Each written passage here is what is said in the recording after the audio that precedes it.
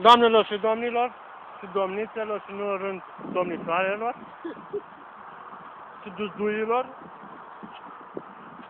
pescar hoinat fish and chip vă prezintă poluare.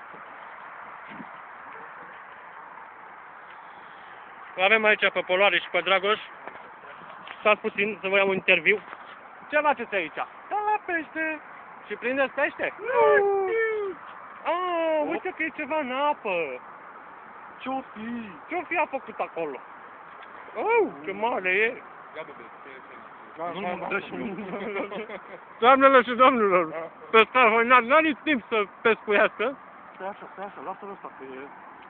N-are timp să mănânce la cât pește. Da, nu avem timp să mâncăm ce e aici, e mare. Doamne, e mare cu pește. E și tânăr. Da, mă, bagă cuțitul în cap. Gata, l-ai luat!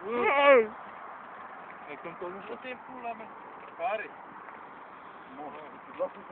Eu știu, se bucură că l-am prins, dă din coadă! Se bucură că l-am prins, că dă din coadă. Să întărim, mă? Cântărește-l, mă. Cum să mă pot, bă? Stai așa să faci. Păi tu poți, că eu nu pot să stric cu niciunul de filmare. Așa.